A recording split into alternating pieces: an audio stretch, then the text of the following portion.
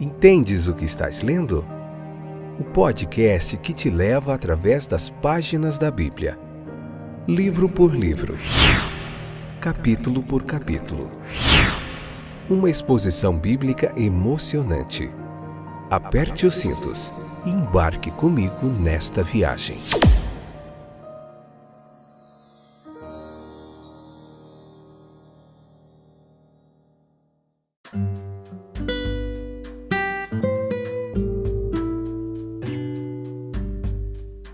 Olá, estou de volta. Este é mais um episódio do podcast Entendes o que estás lendo. Estou aqui há cerca de 1 ano e meio, meus queridos, ensinando a Bíblia com vocês aqui de forma totalmente gratuita. Nós já vimos o livro de Gênesis, 50 capítulos, o livro de Êxodo, capítulo por capítulo, o livro de Lucas, livro de João. Estamos agora no 5º livro, o livro de Levítico. Estamos no capítulo 1, começando hoje a parte 3ª, episódio de número 358, esta que é a 5ª temporada. Posso contar com vocês? Estão firmes aí comigo? Então vamos lá para mais um episódio. Tem muito aprendizado legal. A gente vai falar um pouquinho sobre aquele sacrifício queimado do rebanho, quanto à qualidade da vítima, por que deveria ser um macho, qual que era a função dos sacerdotes ali, o dever deles, né? Então vamos falar a água que era usada, o fogo que era usado, tudo isso o sacrifício. E esse sacrifício era queimado, tá? Vamos explicar um pouquinho sobre o que era colocar a mão sobre a cabeça da vítima, essa vítima que conclama a natureza condicional da graça de Deus, tá bom?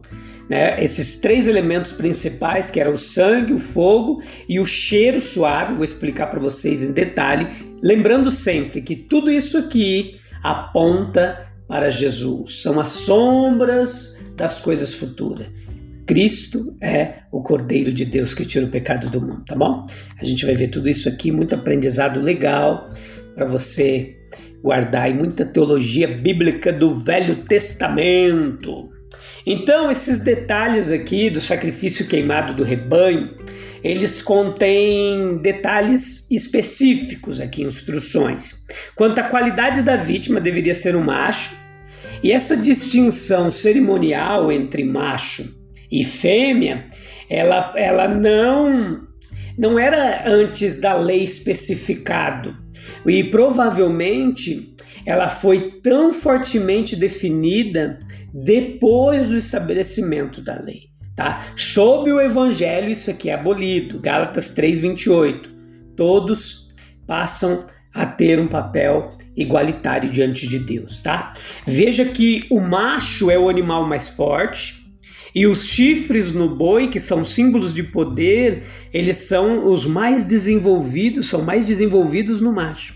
O macho, portanto, ele representaria a excelência da força, né? E assim Cristo, como poder de Deus, seria indicado, 1 Coríntios 1:24.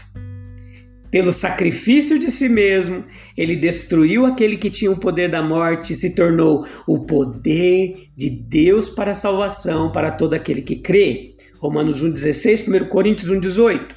Com o objetivo de obter aceitação de sua oferta, o seu presente deve ser oferecido livremente. Ele deve oferecê-lo de sua própria vontade. O sacrifício de si mesmo que Cristo ofereceu por nós foi voluntário. Deus espera a oferta do coração. Deve ser oferecido à porta do tabernáculo. O altar estava na porta. Entramos nos céus pelo sangue de Jesus. Hebreus 10:19-21. Os sacrifícios judaicos nunca foram retomados após a destruição de sua cidade e templo, pois consideram ilegal sacrificar em qualquer lugar fora de Jerusalém. No entanto, eles não viram que o antitipo chegou e que, portanto, os tipos não são mais necessários. Ele deve colocar a mão sobre a sua cabeça. Essa ação expressa que o ofertante se confessou um pecador que merecia ser sacrificado. e que ele transferiu cerimonialmente a sua culpa para um substituto, isso tudo em antecipação ao grande substituto prometido que deveria realmente suportar o castigo do pecado. 1 Pedro 2,24, você entende isso? Com o objetivo de fazer expiação por seu pecado. A direção é que ele deveria matar o novilho diante do Senhor. A Shekinah, a glória de Deus, estava lá no lugar santíssimo. A relação é entre o Senhor e a alma do pecador. E em toda adoração nós devemos perceber a presença do Senhor. Veja que ele esfolava, ele tirava a pele daquela oferta do holocausto, cortava em pedaços, parece meio cruel e era, mas era um contexto cultural e de uma sociedade muito arcaica, meus queridos, e bem distante do que entendemos hoje por sociedade. E isso tudo ficou no passado, tá bom? Não esqueça disso. Essa operação ela foi realizada aqui não pelo sacerdote. Se ficou no passado, por que a gente tem que entender, né? Alguns perguntam. Temos que entender, porque tudo isso é sombra do Novo Testamento. Não despreze o Velho Testamento. Muitos cristãos fazem isso. Não podemos desprezar. Nós vemos poucas pregações no Antigo Testamento. As pregações são todas nos Evangelhos. Nas cartas de Paulo, o Velho Testamento precisa ser pregado dentro de um contexto contemporâneo e atual nosso. Precisa ser transmitido o ensinamento dele. Senão ele não estava no cânon sagrado. A Bíblia seria só o Novo Testamento. Mas ela toda é de inspiração divina, então Deus tem um propósito nisso. A operação é realizada pelo sacerdote, não pelo sacerdote, mas pelo ofertante aqui, essa parte de preparar o holocausto. Mas depois, lá no templo, isso mudou. Os sacerdotes que eram mais numerosos e já mais habilidosos eram quem faziam, quem preparava toda a oferta. Então veja que o dever dos sacerdotes com relação ao sangue, eles deveriam aspergir com ele ao redor do altar. O altar sobre o qual Jesus foi oferecido era, em seu sentido mais restrito, o Monte do Calvário. Naquela colina, o seu precioso sangue foi literalmente aspergido. A posição do altar é anotada à porta do tabernáculo da congregação. Com relação à água, a água é um dos grandes purificadores no reino da natureza e, portanto, é usada como emblema do Espírito Santo, o grande purificador no reino da graça. João 7, 38 e 39. E assim uma controvérsia sobre o batismo com água é descrita como uma questão sobre a purificação. João 3, 25. Veja que eu estou deixando muitas referências aqui para você. Anota e vai lá ler, que vai aumentar ainda mais o seu conhecimento e aprendizado, tá bom? Com água, o sacerdote deveria lavar as entranhas e as pernas do sacrifício. E o interior é representativo aqui como um tipo da alma. Deus requer verdade em nosso interior, nos nossos pensamentos e intenções do coração. Toda poluição, também toda sujeira relacionada ao nosso andar, conversar, deve ser eliminada. E para expressar essa verdade, Jesus ele lava os pés de seus discípulos. Outro símbolo aqui é o fogo que foi colocado sobre o altar. Isso não diz que foi aceso pelo sacerdote. A ideia aqui é que o fogo foi ateado pelo próprio Deus. Levíticos 9, 24, Levíticos 10, 1 e 2 nos dá essa ideia. No entanto, era alimentado com combustível pelos sacerdotes. O combustível aqui provavelmente azeite, tá? Os humanos eles cooperam com o divino mesmo nas coisas mais sagradas. As partes do sacrifício foram colocadas em ordem no altar, eles foram colocados juntos em suas posições relativas, e assim com a cabeça, a gordura e o interior, e assim todo o animal foi consumido. Todo o nosso ser deve ser oferecido de forma semelhante a Deus, nas chamas do amor. E aí o sacrifício era queimado, meus queridos.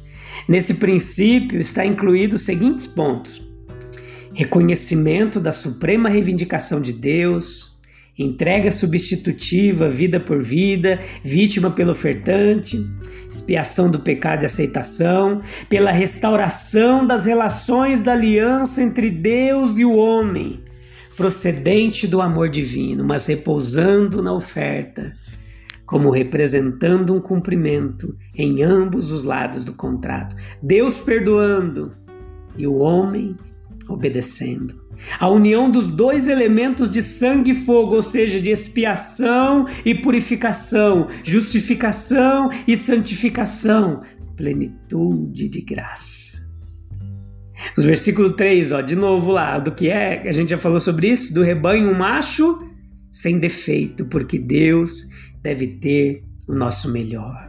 Exemplos nas ofertas de grande fé. Nada deve ser manchado na casa de Deus, na religiosidade privada, nos atos de caridade.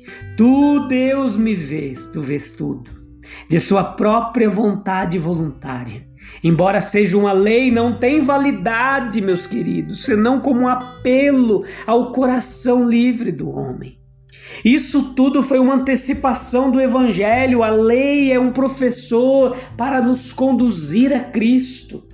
O estado mais elevado da vida é quando a lei é absorvida na atividade da natureza e somos semelhantes a Deus quando somos, pela graça, uma lei para nós mesmos, dispostos a fazer a vontade dele. Aquele detalhe de colocar a mão na cabeça, o que significava? Era um mandamento muito significativo ali no versículo 4, cheio de significado gracioso para aqueles que observaram. Toda expiação repousa-se na graça gratuita. Escreva isso. Toda expiação, todo sacrifício precisa repousar na graça gratuita. Deus apresenta a propiciação, declara sua justiça para a remissão dos pecados, deve ser aceito não porque seja em si um equivalente, mas porque um Pai misericordioso o aceita. A vítima aceita, proclama a natureza condicional da graça, é livre como sendo imerecido e, no entanto, é a expressão de uma vontade amorosa. E vem de uma natureza infinita. Deus perdoa porque escolhe perdoar, mas perdoa pelo método que Ele próprio proclama. Sim, o sacrifício mais baixo, mais pequeno, aponta para o elevado, o alto. A fé do ofertante ela é tão necessária quanto o sacrifício que ele está levando, quanto a oferta, o holocausto. Sem fé é impossível agradar a Deus. A mão colocada sobre a cabeça da vítima significava a identificação do ofertante e ofertado. A fé é autoentrega. Em toda expiação há três partes representadas: o ofensor, o ofendido e o mediador. A mão do ofensor expõe a sua atividade e seu eu consciente. A sua conexão com a vítima é em si mesma confissão de pecado e aceitação da misericórdia pactuada de Jeová. Colocamos a mão na cabeça de Jesus, simbolicamente, pela identificação espiritual que inclui aplicação da mente à sua verdade, entrega do coração ao seu amor e a consagração da vida ao seu serviço, meus queridos. A morte, o esfolamento ali, o consumo da vítima, o que era isso? Versículos 5 ao 9. Os três elementos principais: sangue, fogo e o cheiro suave ao Senhor. Os sacerdotes recebiam o sangue, o aspergiam sobre o altar, Os dois principais elementos da expiação, eles foram assim: humano e o divino. A expiação é a reconciliação com base em uma aliança restaurada por meio do sacrifício. O sangue derramado, ele representava o fato de vida por vida oferecido pela fé. O sangue aspergido pelos sacerdotes representava a oferta divina de misericórdia, através de uma mediação designada. No lugar e tempo prescritos pela vontade graciosa de Deus. A sua vontade é a nossa santificação. O sacrifício de Cristo é um resultado do amor divino, recebido em favor do pecador como sendo oferecido por ele na entrega da fé a Deus e renovação da aliança. O fogo é a oferenda ali que foi esfolada, cortada em pedaços, fogo, lenha colocados no altar. Todos esses detalhes pertencem ao único fato, meus queridos ouvintes, de que a oferta não é apenas apresentada, mas consumida em sua totalidade. A ideia aqui é a da mistura da vontade de Jeová com a obediência oferecida de sua criatura. Uma representação da graça santificadora prometida que renova o homem todo gradualmente, mas com aplicação abrangente do Espírito de Deus a cada parte do ser e do caráter. O fogo representava ao mesmo tempo purificação e destruição. Quando aplicado em nome de Deus, prometia sua concessão do poder sobrenatural que deveria destruir o mal e renovar o bem. O Espírito Santo foi simbolizado pelo fogo. Devemos ser totalmente oferecidos, devemos ser completamente permeados pelo Espírito de Deus. A obediência da fé, ela é aceitável, Senhor. Nada pode expor mais decididamente a liberdade e a plenitude do perdão e da reconciliação. Nada. Nada pode representar mais. A vontade divina está inteiramente reunida com a vontade humana. Assim, todo sacrifício apontava para o fim dos sacrifícios. Quando é oferecido, quando o fogo faz seu trabalho, a paz com Deus.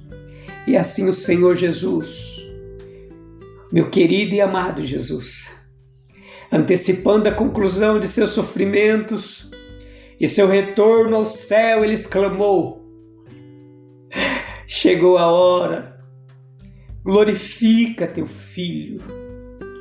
Eu te glorifiquei na terra, acabei a obra que me destes para fazer, meu papai. Descansando naquele sacrifício consumado, nós podemos se alegrar, nos regozijar em nossa obediência como um cheiro suave que chega na presença do Senhor. Embora em si seja necessariamente consumido pela perfeita justiça da lei divina,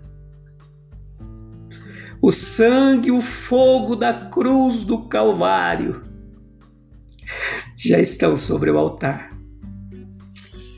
Oh, meus queridos ouvintes, nós somos capazes, na ressurreição dele, na ascensão dele, de contemplar os sinais manifestos de aceitação. Jesus, Deus, aceitou o sacrifício de seu filho no nosso lugar. Ele foi vítima, morreu por mim e por você, para sermos aceitos por Deus. Você é aceito, meu querido. Se alegre nisso. Você é aceito por Deus, independente do que você fez, independente de quem você era. Ele já visualiza você renovado, purificado, transformado pelo sangue do Cordeiro de Deus, uma nova criatura. Se alegre nisso e volte para o próximo episódio, que a gente vai continuar falando de Levítico e de Jesus, que é o sacrifício perfeito. Tchau, tchau.